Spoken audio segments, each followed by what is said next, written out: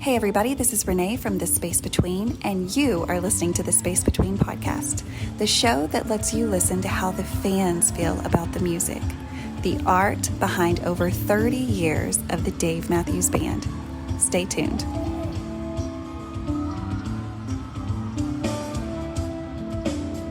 Hey guys, welcome to another episode of the Space Between podcast, the podcast where we talk about the fans of the Dave Matthews Band. Each week I bring on a new fan to talk about their journey with the Dave Matthews Band. In 2024, we celebrate 33 years with this band that we all love, so that means there are 33 years worth of stories out there. And with the Dave Matthews Band only having 35,000 fans, that is my mission, is to collect 35,000 stories. So I'm well on my way. And so today I have another Dave Matthews Band fan on to tell us his voyage with the band. So thank you so much for being on the show. Tell us who you are, and where in the world did you hear about this band, the Dave Matthews Band? Sure thing. So my name is Travis Hyde. I currently live in Cincinnati, Ohio. So Riverbend would be my home venue, even though they're not going there this year. Shame. Yeah, I kind of saw the writing on the wall, but oh, did you? yeah, it's all right. So my introduction to Dave, as probably was many people in the 90s, I remember hearing What Would You Say in particular on the radio, and I thought it was cool. Sure. And ants marching, so much to say, too much, all that sort of stuff. I liked it all right. I wasn't quite, to the point I am now with it, obviously.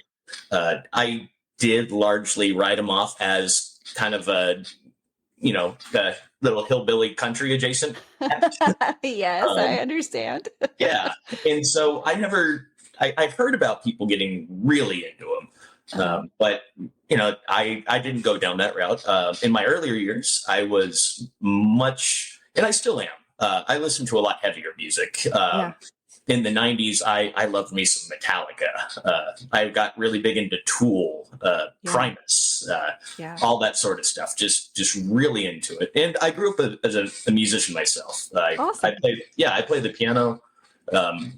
Not as actively as I wish I did, but big Buddy Strong fan here. It just was a big snob for the heavier stuff and never really got into it. And getting into college, I was really getting into Nine Inch Nails. That is, still to this day, I love them dearly. The Fragile, one of my favorite albums ever written. I know that's the one from '99, but gotcha. So that does tie into what my story with Dave, surprisingly enough.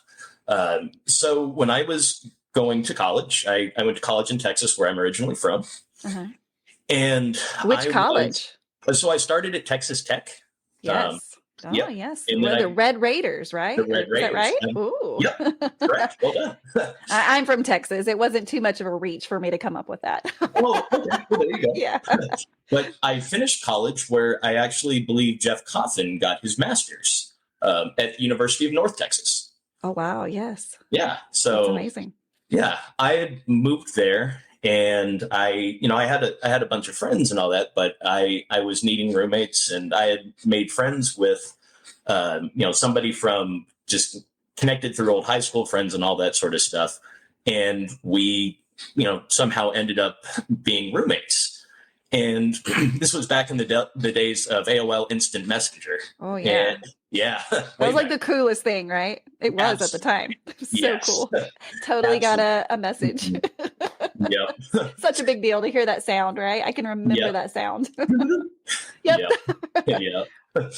And so this guy and I, his name's Scott, still one of my best friends to this day.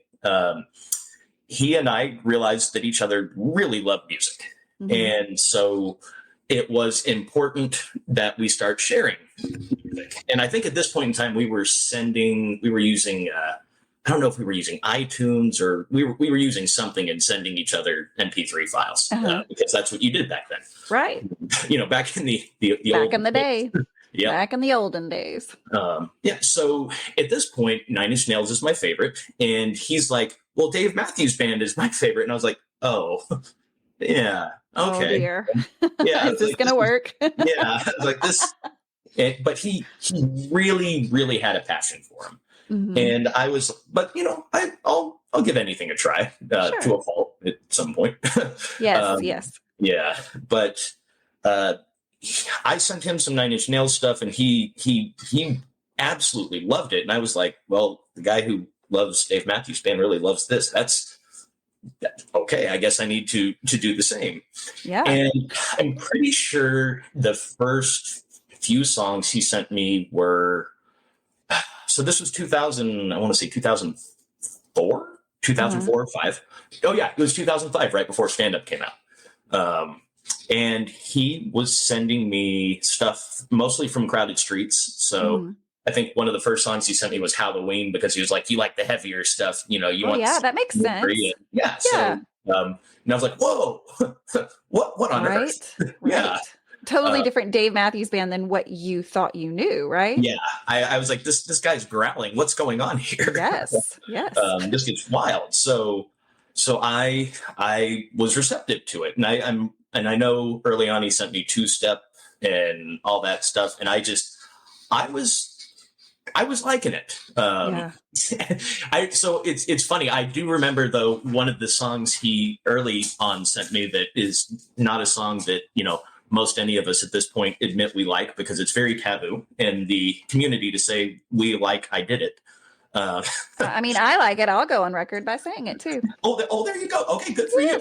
I mean, to each their own. Yeah. I mean, I love that song. Yeah, it's a fun song, but I get why he sent me that, because it's a rock song. It's a fairly straightforward electric guitar and all that. And he did warn me. He's like, this isn't like everything else, but I was like, oh, this is super cool. So 83 shows later, and I still have not seen that song. So.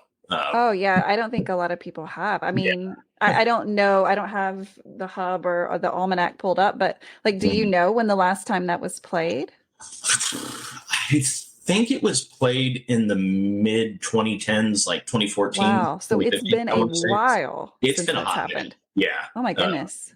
Yeah, I don't wonder why. Why, Dave? Why?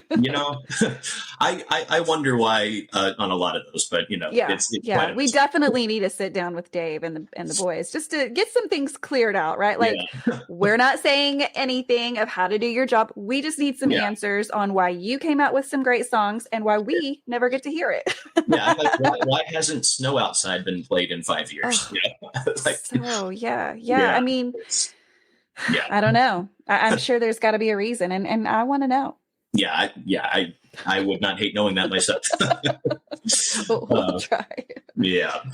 So it started with college roommates. So that kind of progressed. Stereotypical with that. Yeah. I think that's pretty normal.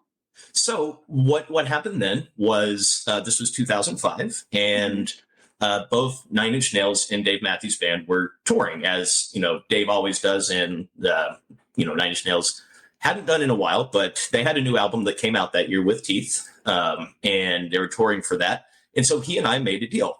I will go to see Dave Matthews Band with him if he will go to see Nine Inch Nails with me. I think that's fair. And it was. And both of us left with, at the time, our second favorite band. After doing that.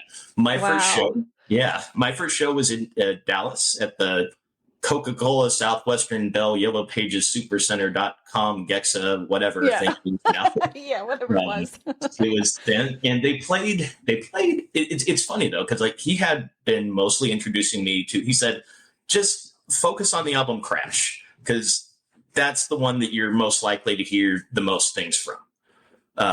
And funny thing, they played a grand total of 0 songs from Crash that night. Never know. Yeah, Drive In, Drive Out was actually even on the set list and didn't get played. That's kind of disappointing. I mean, I don't know where you were in your fanship at that point, like if you knew about that song, but looking back, I'm sure you were probably like, damn. I felt, on paper, I feel like I should have felt ripped off, but I'm getting just goosebumps right now thinking back to it, because I specifically remember exactly when I was like, holy shit, I'm hooked. Ooh, what was it? They did the classic Nancy's Warehouse combo. And I was just like at the, the everyone singing dance la la la hey moment. I was like, what's going on? Yes. the end jam of Warehouse and Boyd going nuts on the Nancy's solos, and just I was mind blown. But then even kind of taking it a step further, the other song of the night that just I was like, this is something special here. They played American Baby Intro. And Dave screaming his guts out, and the fire dancer lit up behind him and all that sort of stuff. I was like, this is surreal. And yes. It was God. It was at that point I knew. I was like, well, I'm going to be doing this a lot. And that was 2005. Is that what? 2005. Yeah. 2005. Yeah. My first show, they played like 8 or 9 songs from Stand Up.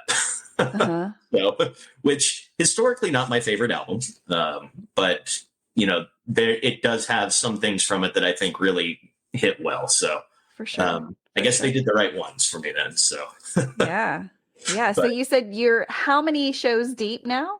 83. 83. So you're really saying that this band hooked you, because I mean, no one goes to see a band 89 times if you're not just absolutely in love with everything that they're doing.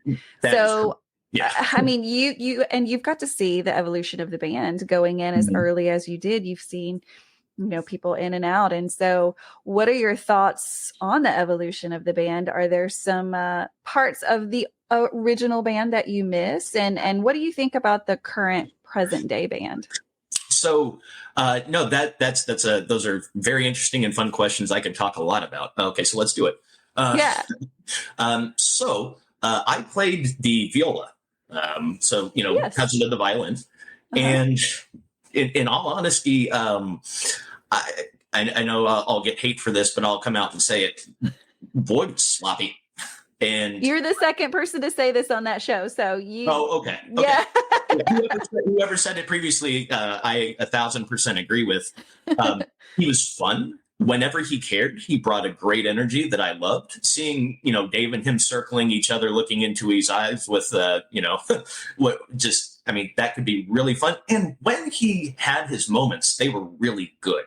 But he was often out of tune and just all these, and just, he got so sloppy and lazy. And I was just like, I feel like, so it kind of, whenever he ended up leaving, I was like, darn, I wasn't that upset, especially when I went to because I went to the first couple of Buddy Strong shows in Texas. Yes. I was still living there at the time. And I remember that first show in Houston where Buddy came out, and I was like, all right, let's see how this goes. And I was, by the end of the show, me and my buddy Scott, at one point we kind of looked at each other and we were like, Boyd, who? Exactly. They both have energy, right? But like different kinds of energy. And so Buddy's been amazing.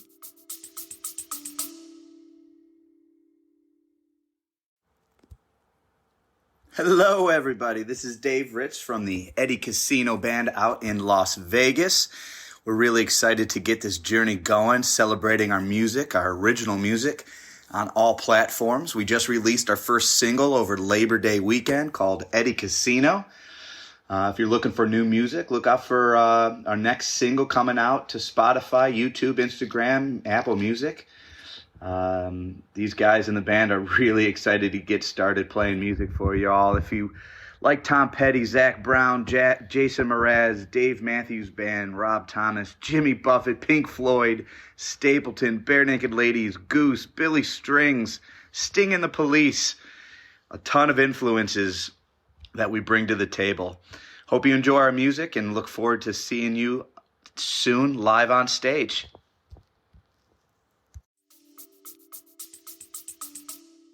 Buddy has been absolutely incredible. I love the energy and everything he brings. I do think there was a period of time where he was a little heavy on the organ stuff, and I'm glad that I think they probably took notes and dialed some of that back. Lie in Our Graves doesn't have to be an organ solo song. Right. But I feel like he has really found his place and voice with them, and just absolutely, I'm a big Buddy Strong, and I think this incarnation of the band is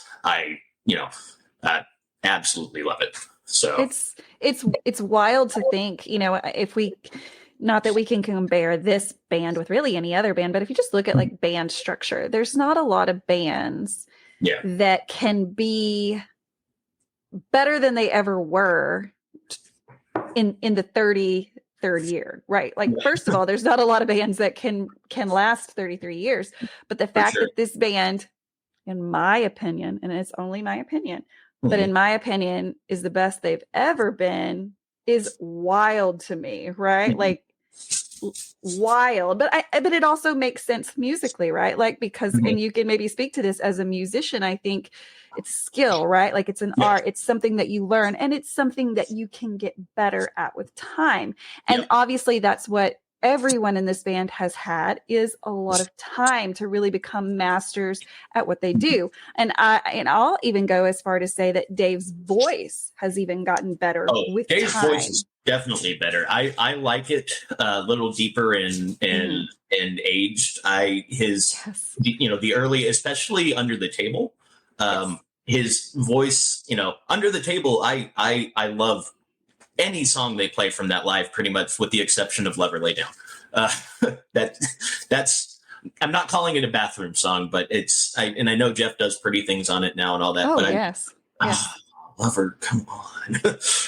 Right. I try not to be that person, but of course, yes. But yeah, I feel like his voice in a live sense is so much stronger than it was back then. I really agree with that. And it's funny because I find myself being defensive. Like, if I have someone in my car, which honestly, I don't really hammer on the Dave Matthews Band. If I have someone in my car that I know is clearly like not into, I know, like maybe a friend that I know is not into it or whatever. But from time to time, of course, Dave comes on the radio unplanned, right? Like, you can have it on the 90s channel and Dave pops on or whatever, especially on the 90s channel. And so music will come on from the early 90s. And I almost find that I need to defend them by going, oh, well, this was him in the 90s. Like, he sounds completely different now, right? Like, not that it was bad, but to me, it got better with time. And I would say that everyone has, not that Carter has ever been bad, but he's increased his skills because he's had more time and experience and all of those things, and learn new tricks, because I know that these guys,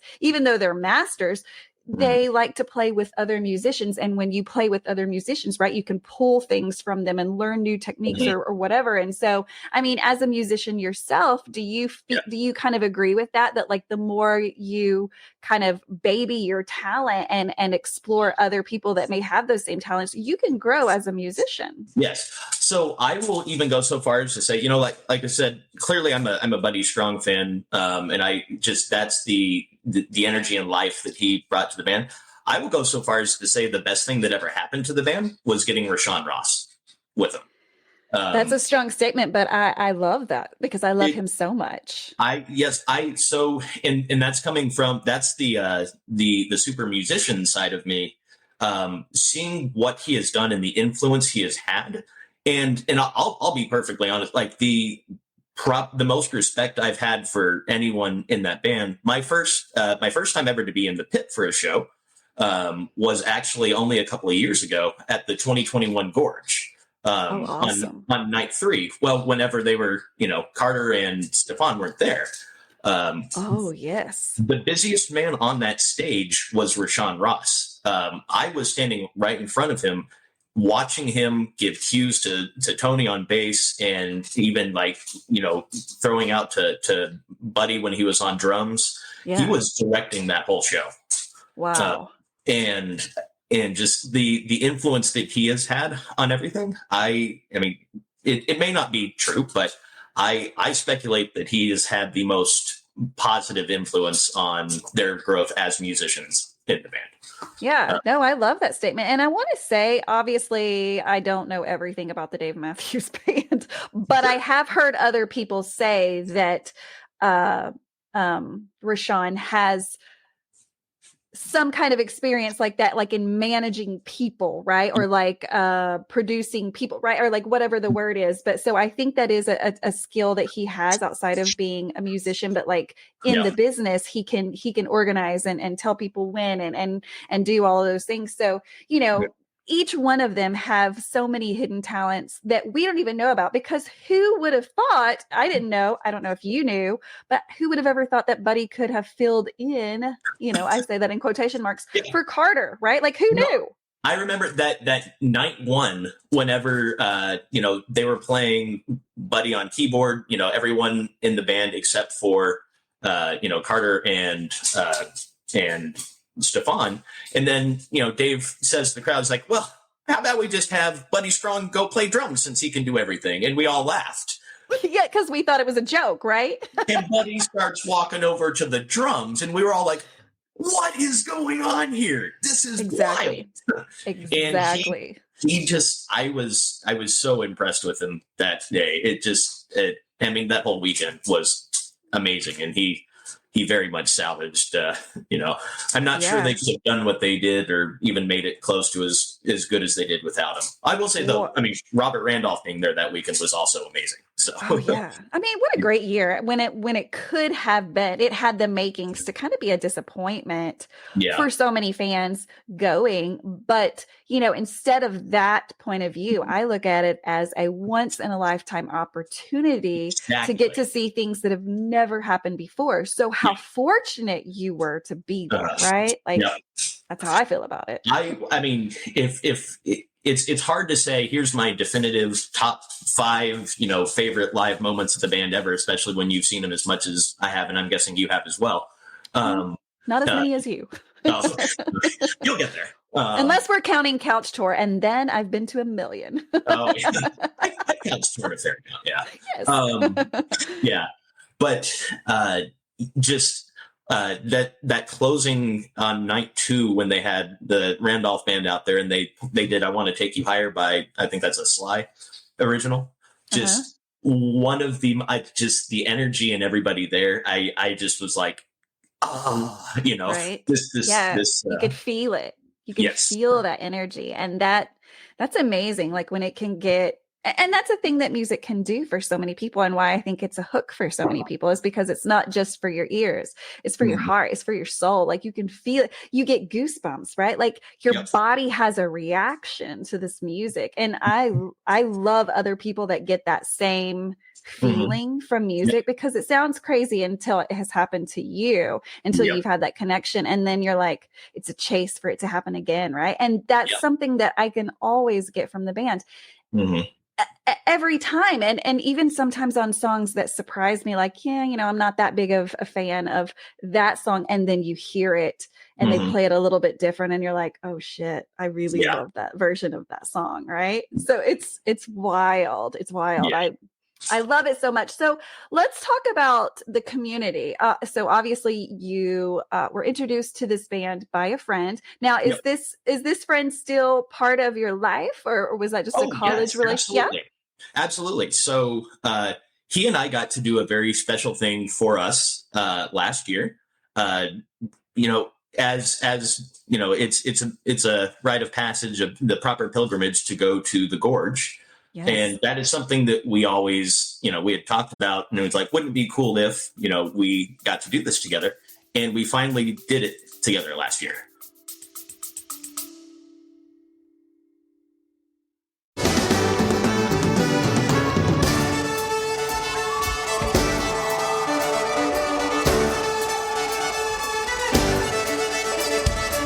What's up, everybody? This is David with the Dave Matthews Tribute Band.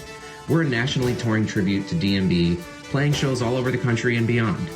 Our goal is to bring you back to the classic sound that you fell in love with in the 90s and the 2000s, featuring a violin, saxophone, and maybe some keyboards sprinkled in as well. You can find out information about all of our tours and shows by visiting thedmtb.com. You can also check us out on Facebook and Instagram and other socials by searching the Dave Matthews Tribute Band or the DMTB. Hope to see you on the road and enjoy the Space Between podcast.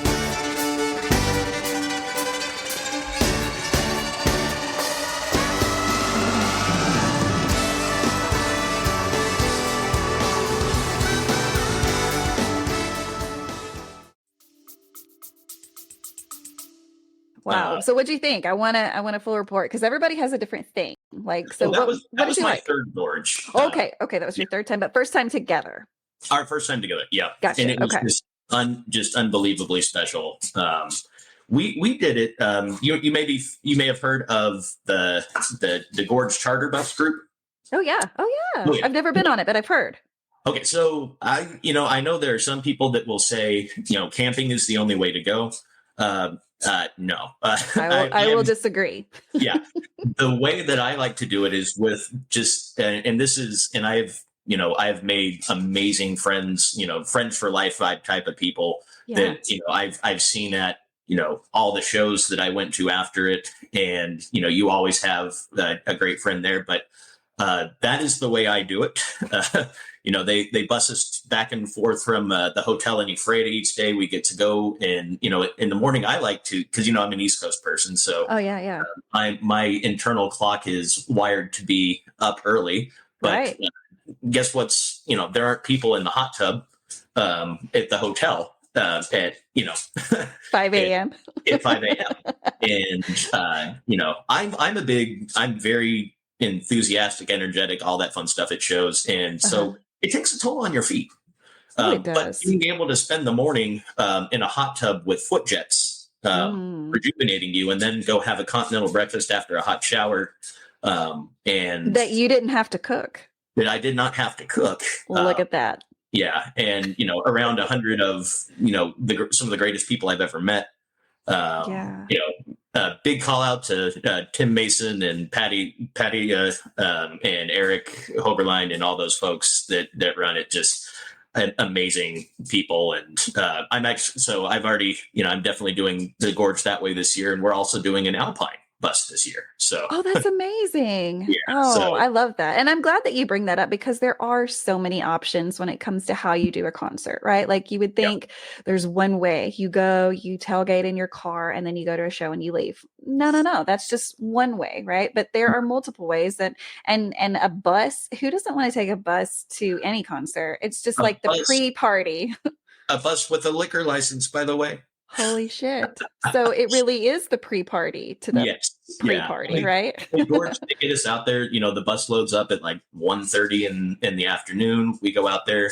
Part of the price, they set up an entire tailgate. They have designated cooks. They cook everybody, hot dogs and burgers and sides, and wow. And then it's just community for a couple hours. The people who want to go get in line in the front of the pit, or are, need to make sure they get the foil poster, they're free to go off and do whatever the hell they want. Sure. But, 75% of us hang out, or we go to Cave B, or, and just enjoy each other's company. And that is the way I will do Gorge every year until it's no longer a thing. So.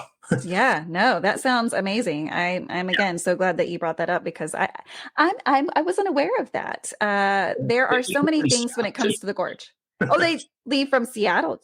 Yeah, it leaves from Seattle, drops you off back in Seattle. Holy shit, that's great, because it is that was something that I don't think I was prepared for, was the airport is like Seattle is like 2.5 hours from the Gorge. So you got to think about that transportation there, but then also on the way back. And I will definitely say the way coming back is the worst part of it all, because Sunday night you've got like all this energy. It's the last show. You stay up and party because you know that you're going to have to say goodbye to everybody. And then Monday they want you off the premises by like noon. And getting to Seattle again is 2.5 hours. So if you have a flight, you have to leave early. So that's just, it's kind of a nightmare on the way back, but it's great to have somebody that you're like, I just have to get on this bus, and that's all I have to do. That is, and like I said, filled with amazing people. So that's amazing. And you can kick a little hair of the dog, right? Because they have their liquor license. The party is not stopping. Oh, correct. Yeah, we so this last year made some really awesome friends. my mother went with me. It was her first. No way. Yeah, she got into Dave a couple years ago and really has fallen hard for it. But yeah, no, this last year we, I bought a one of those 18 packs or whatever of White Claws. I guess I'm a basic bitch, whatever. And me and a guy traded. My buddy James, we traded. He had a little shot of whiskey, and he was like, "Can we trade a whiskey for a White Claw?" And Yes. And I hung out with him in Raleigh a couple weeks ago. So Awesome. yeah, Awesome. me and Jess Stiller, we did a road trip down to Raleigh, and we went and saw the DMB tribute cover band, and went to a hockey game as well with a whole bunch of people from the Gorge Bus Group. So I love Jess. She is just like, she's a ray of sunshine. She really is. I really admire her, and she's such a good person. Like her heart is good, and that's rare in the world, but not rare in this community of fans around this band. And so let's talk more about like what the community looks like for you and how it's grown over the years. How did you get connected with other fans? Because, back in the 90s, there was not a Facebook. And even in the 2000s, I don't remember when Facebook came out, like 2009, maybe 2010. I don't remember. A little earlier than that. Maybe so. Yes. Yeah. But yeah, I definitely never thought that I would be meeting family-like DMB groups over Facebook, which is what I have done the last couple of years. So in late 2021, so I'm a single man, and there is the DMB Family Singles. Run by like Thomas Peluso and those folks. And I started joining in for the Friday night Jackbox game night. So every Friday night, there's a core group that we get on, and I haven't been as good about attending recently. But I was like, I wanted to, I was like, screw it, I'll take the dive and I'll join the group. And so we have, there's a core group of there. We have, awkwardly enough, rebranded ourselves as the Pineapple Slut Muffin Posse. Hey, I like that name. Which has a very fun, I'll tell you the quick story on that with them. So I was at Deer Creek with my mother, and I was wearing a shirt that had pineapples on it, upside down and right side up. I didn't know the whole thing about the upside down pineapple. And this is like night 2 of 2021, I think. And this guy like behind me, like taps me on the shoulder. And he's like, "Are y'all swinging?" And I was like, "This is my mother. Are you high?" And then I told the group chat about it, and they were like, "Oh, you didn't know." Well, I mean, you don't know until you know, and you had it all over you, right? With your mother. Yeah, with my mother. Yeah. I was like, well, this just got awkward.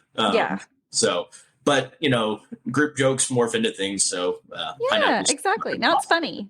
Yeah, exactly. Yeah. We even had, Dave's vocal coach, Rob, he live broadcasted on whatever he broadcast from on Gorge Night 1 with our group last year. He even, he introduced us as the posse and all that sort of stuff, and hung out with us through a couple songs in the early part of the show in the lawn, and that was really cool. But oh my God, that's really cool. But so that's an awesome group of people that just I went to my first show with I think Thomas, Brittany, Michelle, and Amy. Was my first time to go to Blossom up near Cleveland. Yes. We met up, we went to that show, and then I think we even went to the next day we went to Cedar Point, which I don't know if you're a roller coaster enthusiast, but that's kind of a that's where like the biggest, right, or the fastest or something. The best. Yeah. It's the best coaster park. Arguably, I'm sure somebody will disagree. They'll be like, "No, it's very farm," or whatever. It's your opinion, and also I think it's facts. Yes, exactly. But we did that, and I was just like, man, I've found my people. And since then I've seen that, met up with that Gorge. I've had several of them stay in my house whenever they came in for Riverbend. I stayed when I did Madison Square Garden in 2022. 22, we stayed with Thomas, who lived in Queens, and we Alpine in 22. We three of us got a room and stayed together, and just awesome group of people. So I mean, between them and the Gorge Bus family, I have found my people. Yeah, and I couldn't possibly love them more if I tried. Right. It's amazing. Like, and I say this time and time again, but the group of fans that we meet because of this music really often do become like lifelong friends. And it's more than surface relationships. It really is. We get to kind of know each other, and we invest in each other's lives. And so, I mean, I know that Ohio in general has a huge Dave Matthews Band family, and even broke down into cities. I'm so impressed with Ohio because there's a lot of Dave fans in Ohio. I'm learning this, and that's really fun. Yeah. So, I mean, I'm envious because I know like 5 other people in my state that are that are big fans, that have come out of the woods or whatever. I don't know, but Ohio, it just time and time again. But also they have some great venues, of course, Riverbend, and then Blossom. I went for the very first time, and I want to say, right in front of me, I have a Blossom poster. I've only been once, but and it was 2021. 2021. That was an amazing. It's just such a beautiful venue. It is such a beautiful venue. Oh wow! I mean, on the drive out there, tiki hut. When you're in this, it is. It's so cool. Yeah. It's amazing, and then just the history behind that building, what it was built for, and the acoustics inside of that building, which you would just never guess that the acoustics are as good as they are in an outdoor pavilion, but it was built for like a symphony or orchestra or something along those lines. And so they really did take all of the, sound into consideration because it was such a big factor. And so it's been there for years and years, but it's still so beautiful, right? Like it's just a beautiful venue. So if you've never been, you just got to go. It's one of, I think it's a really important one to go to as far as Dave Matthews Band. Because they don't go there every year. I wish they did. And I know a lot of people wish they did. They're going this year, I believe. Yes, they are.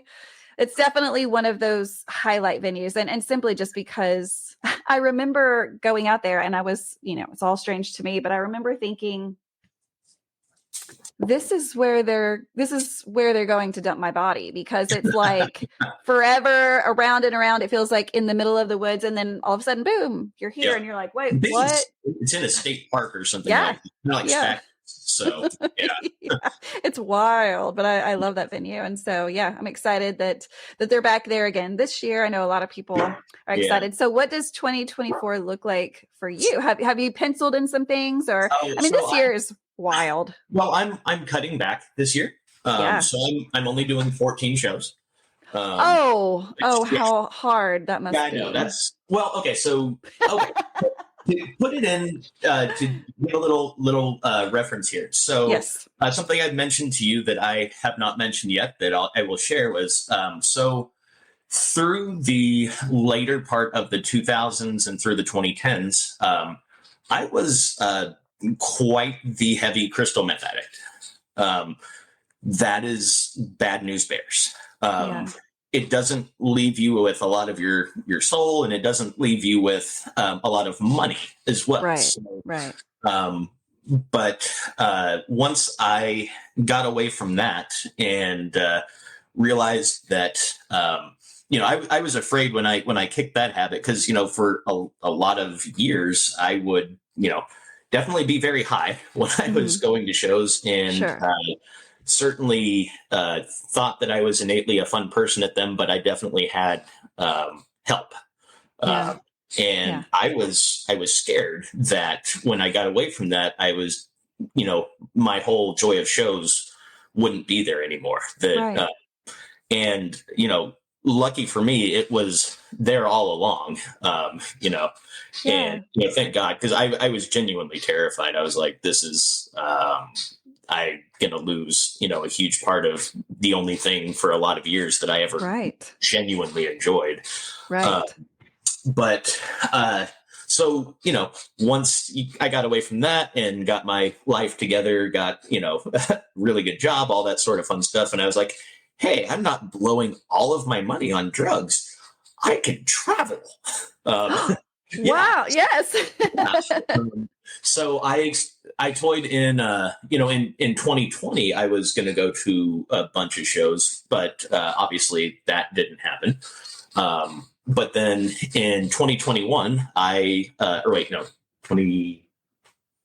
having to do math here. So in 2021, I started really experimenting with it, and I went to 10 shows, and I was like, oh, this is freaking cool. And so I was like, and then I started meeting people, like the Pineapple Group and all that sort of stuff. Lo and behold, in 2022, I went to 21 shows. Wow. Including my first Gorge and a few other, a lot of things like that. Last year, I ended up going to 18 shows. But I have this boy now and a house and all that sort of stuff. So I'm trying to be a responsible adult here. Exactly.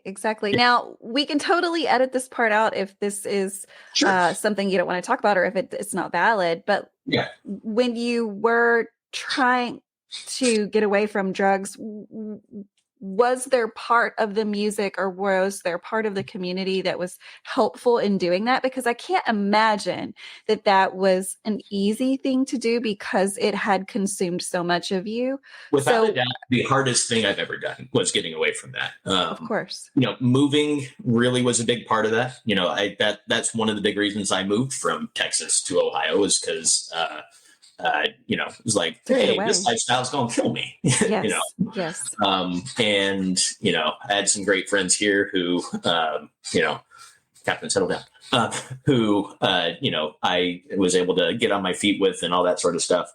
I really hadn't gotten into the Dave community at that point. Uh-huh.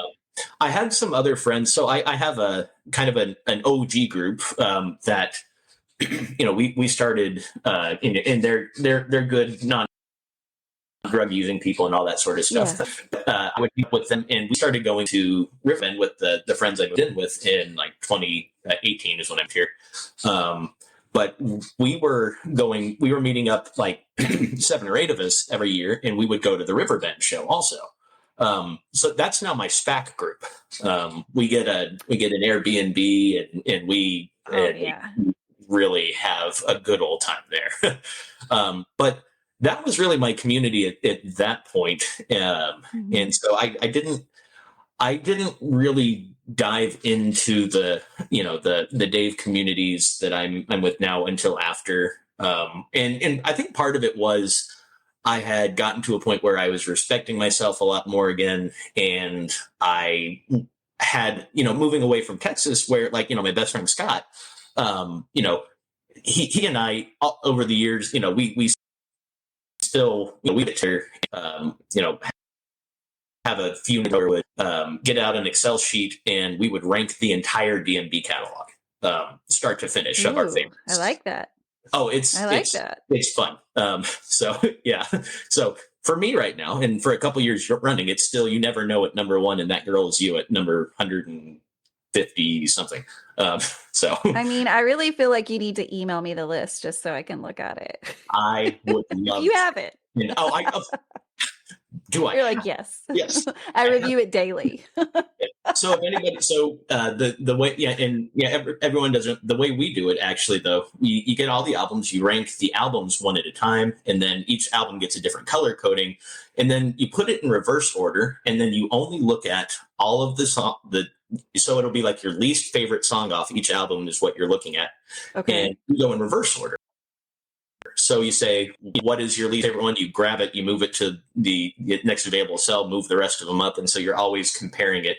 Maybe a negative way to look at it, but it's a methodology that has worked for us and served us well over the years. So no, and I don't think there's a right or a wrong, and I don't think that it's bad to say, you know what, I don't really like that song. I feel like it's okay. Not all of it is going to be for everyone. And there are definitely going to be songs that speak more to you than others. Right. And so that is a way to kind of say, this one really does rank high, and this one not that you don't like it, but it's just that it's not one of your top songs. Correct. Yeah. So yeah, I don't see that in a negative way at all. Yeah. I will say though, anybody who doesn't like You Never Know, I'm not sure I respect that person as a Dave fan. So. I think we should definitely have a debate. Like if you're listening to this and you don't like that song, I say email me and let's like go head to head with Travis and be like, okay, absolutely. Let's talk it out.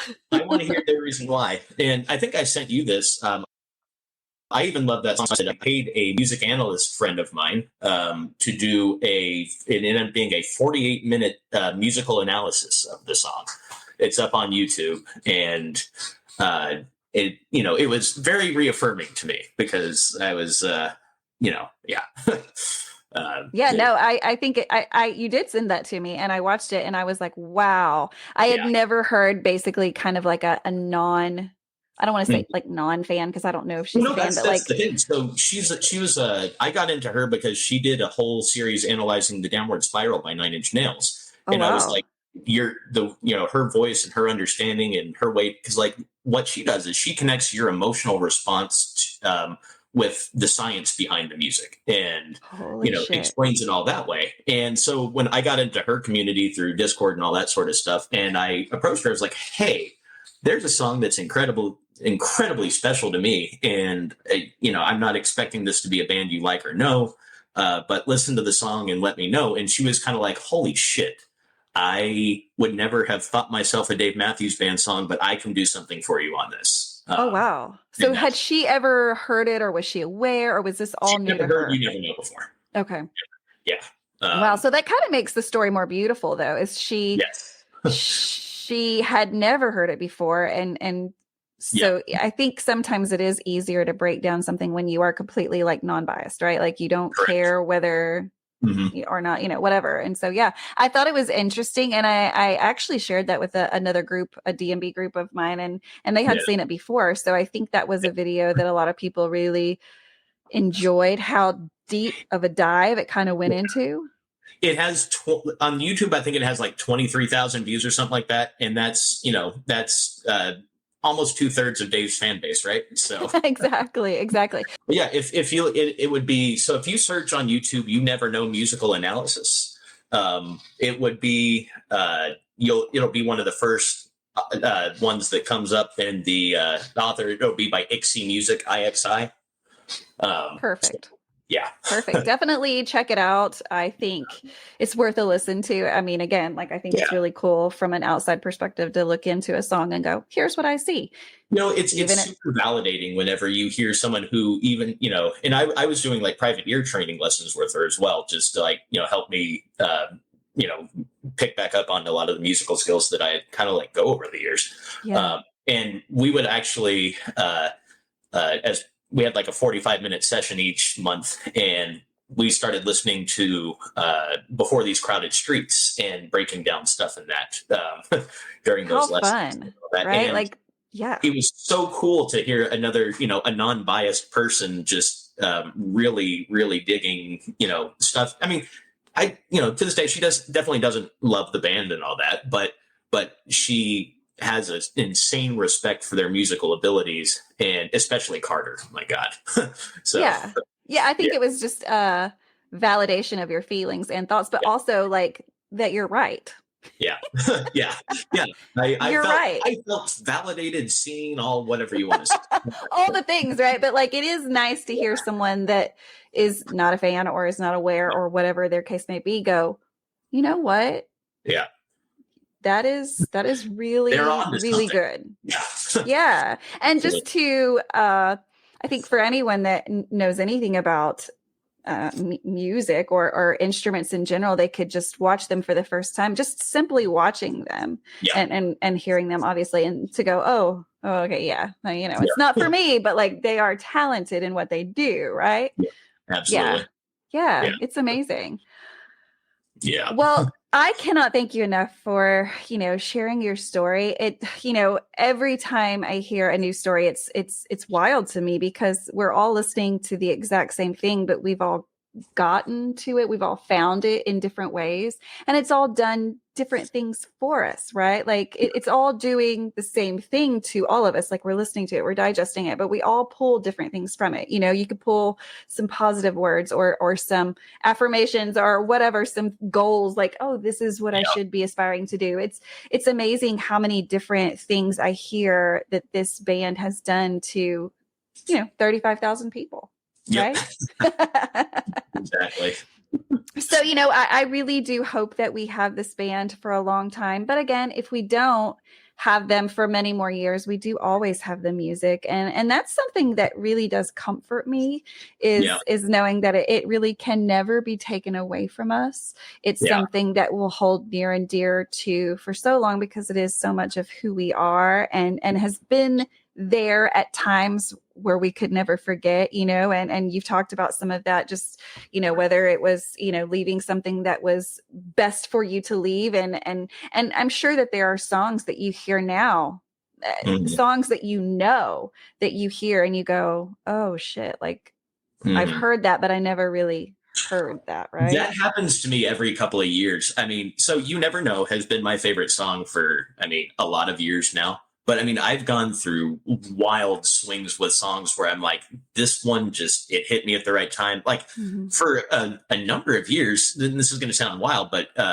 Proudest Monkey was up top for me. And I still think to this day, that is one of their best studio efforts. Just listening to that, it feels like waves crashing all over you, the way it builds and the way it just, the climax in it and everything, and it has since dropped. Lying in the Hands of God is one that I have just, have had quite the affair with. But yes, it's amazing how, songs that have been around for such a long time. I didn't pick up on, I didn't really fall in love with Typical Situation until probably 4 or 5 years ago. And then I was like, holy shit, what's been wrong with me? Well, obviously a lot of things were wrong with me, but, all of us. Yeah. But, it's amazing how, to this day, Pay for What You Get. I never really thought much of the song. And then I heard it for my first time at SPAC in 22. And I was like, man, where have I been on this one? Right. I think that song highlights the horns so well. Like when I think of that song and I close my eyes, that's the first thing I hear. And that's, I don't know. It's so sweet. It's amazing. I'm such a stage left person. Like I love Buddy. Don't get me wrong. Like I'm a stage all over the place. Like I want to be all over all of it. But like so yeah, I just really enjoy watching Rashawn and Jeff. Like I think that they're fun to watch, but I think they're such powerhouses. And a lot of times in the songs, you can just hear them so well, even if you're not on that side. Like they just really are such a strong voice of the band, especially when Dave's not singing and it's just the music going on. Like they stick out to me. But then, of course, Buddy evens it out. Like we got 2 guys over here, but we only need 1 guy on this side, even though Tim's kind of in the back. But like we've got 1 guy because he's so strong on that side. He doesn't need anybody else over there helping him. Like he's holding down the whole side over there. He's so much fun to watch. And we're just we're so lucky. And 33 years, it's unbelievable. Even just saying that, just like really, how is this possible? One of my favorite memes I've seen over the last couple of years is, if you're having it says like, something like, if you're having a down day, just think the earth is billions of years old and you're alive when the Dave Matthews Band is active. So how lucky are we, right? How lucky are we? Damn lucky. That's exactly right. That's exactly right. And I think every generation has that band. I think for our parents, it was the Beatles, right? Because they're just something that even though they really in the span of bands were not a band for that long. They did not get 33 years, that's for sure. But they were just a band that like everyone still knows about. And I hope I hope that the Dave Matthews Band always has a place in history. I know that, it will always be part of my history, but I think that's, again, so much of what I'm doing with this podcast is just trying to make sure that there's documentation out there forever that will be like, oh, hey, you know what? I found this. And did you know that that there were like 35 years of a band and these people lost their minds for 35 years over this band. Like I want that to be a story that's told just like the Beatles, just like Elvis Presley, just like some of the people that we've all heard of that came before them that have paved the way, right? And so every generation has their band, but this is definitely the band for us. And of course, I know you have others. We all do, right? Like we're not all listening to the Dave Matthews Band all of the time. Honestly, outside of, just because I go see him so much nowadays, I honestly don't really listen to Dave outside. So what do you listen to now? I know we know you like Nine Inch Nails, and so like what are you listening to now? So a band that I've loved for quite a while as well, Queens of the Stone Age. Oh, I never heard of them. Oh, yes, you have. Okay. Okay, I guarantee if you listen to the song "No One Knows," you'll recognize it. Okay, I'm going to do that. Absolutely guarantee it. But I've been hooked on them for quite a while. I listen to a lot of more like kind of progressive metal stuff as well. Yeah. I love Between the Buried and Me. I was a big fan of the Dillinger Escape Plan when they were around. But I mean, I do kind of gravitate towards a lot of 90s rock. Like last year, I went and saw Live. Ooh, yeah. With Fuel, and oh god, they were so right. Yeah, man. In Candlebox was holy were great. Shit, yes. They played their debut album in its entirety.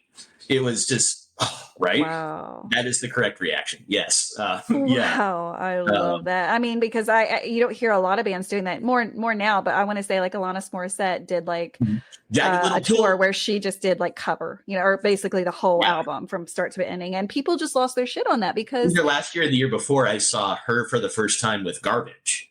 Oh God, yes, another one of my favorite from the 90s.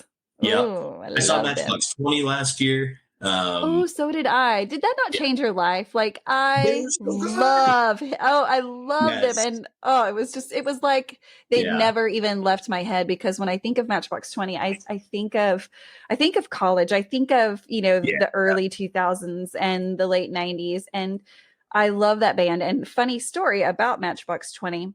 Okay, I did get to see them for the first time last year, but I have had 2 other opportunities to see them. 2 other times I've had tickets to see them. And let me tell you about those dates because they're kind of historical. First one, 9/11/2001. I had tickets for Matchbox 20. That did not happen, obviously. I believe that. Yeah. Okay. The next time I got opportunities to see them was the year 2020. Guess who did not get to see the band? That would be me because of a pandemic. So as I sign up for the 3rd time to see Matchbox 20, I was like, do I really want to do this? Because here's what's happened the last couple of times. I feel like it's not meant to be, right? But I got to see them. Yeah. And it was an emotional concert for me because it had taken me so many years to get there. But also if I closed my eyes, it took me like it was a time machine, right? Like it took me back to some moments that I had otherwise forgotten, right? And so it was, and plus they're just really good, just really, really talented to this day, which blows my mind. But I mean, and also it doesn't, I mean, I don't know. I think that they were a great band. I think they still are. And it was a big part of who I am. I thought their new album for, a band that's been around as long as they are, I thought their new album was pretty good. I'm not gonna lie. Yeah. Oh my God. I love them. So many songs that when I saw Matchbox that I had forgotten were by them. Like Long Day. I forgot about Long Day. I forgot about Bent, stuff like that. And then, my favorite moment of the entire show though, closing with Bright Lights. Bright Lights, one of the primo song. I can't remember what song he sang, but what I do remember is that it was a quicker beat song. Like it was faster, but when he sang it this time, he slowed it way down. And I was like, whoa, it changed everything. One song they did where it was just an acoustic guitar and him singing, and it's what was that? Because that almost brought me to freaking tears. Yeah. Oh man. Yes. Yeah. I love it when and that that it's just funny that we like geek out and you'd be like, oh my God, you'll never guess what he did with that song. But that's literally what we're getting at every Dave Matthews Band concert is everything, right? We're getting all of those things that we go cuckoo about. at any show and, oh my God, can you believe this happened? It's unheard of. But I mean, also, I'm so glad that my first time seeing Spoon, I've only seen it the one time ever, but it was at Gorge this year, last year. It's 2024. I know we all say it. Yeah, at Gorge last year when they had the violin and they had what's her name singing with them as well and all that. I was like, Tuttle, was that Molly? Yes. I was like, this is how I was meant to see Spoon for the first time. Yeah, so, really good. Really? Yeah. Wait. Was it Molly Tuttle? Because wasn't she the one that did Long Black Veil? I don't remember. That was Sierra Farrell.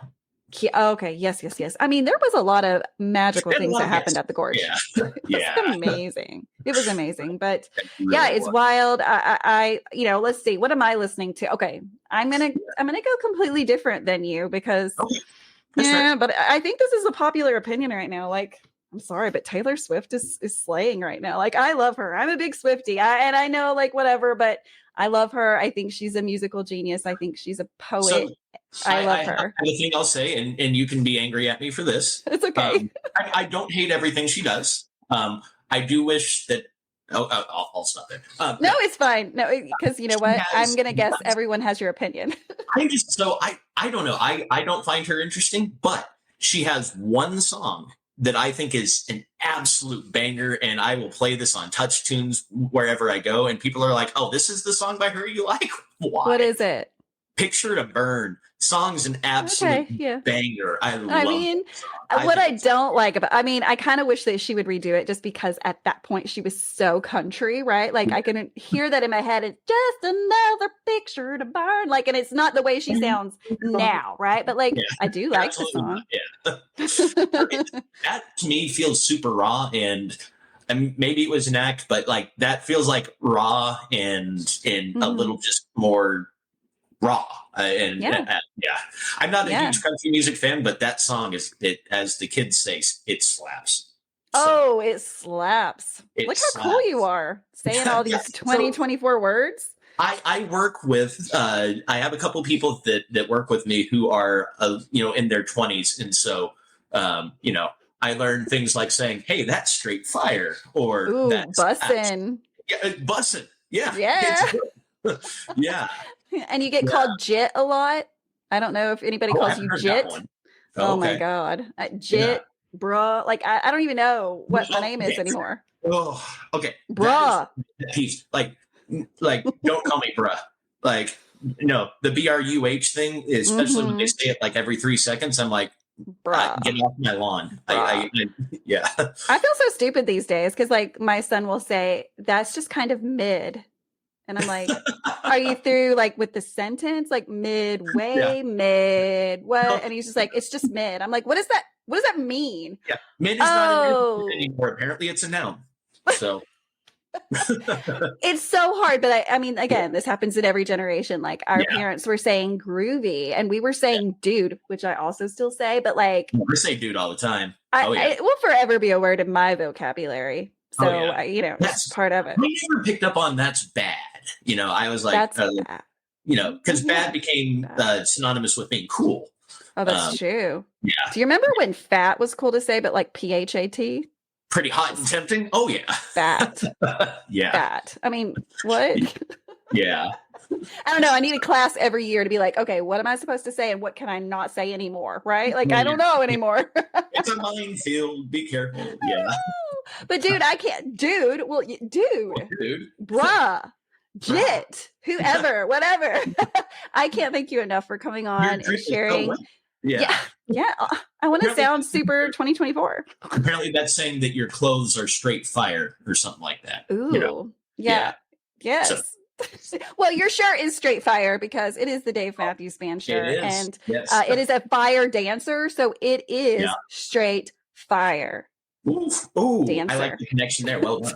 I know, so weird. But yeah, dude, bruh, Jit, thank you for being on my show and sharing your story. Pleasure. I mean, this is such, I have like the coolest hobby of just, connecting with people and seeing what in the world, how in the world, and why in the world, right? Like I love every bit of this. And so thank you for just filling my heart again with just another story of what an impact music can make on people's lives. And people don't want to give music enough credit. A lot of people want to go, all that people want to do is just have those earbuds in their ear and just escape. And I'm like, first of all, what's the matter with that? Because I can't, I need to escape like 10 times a day. If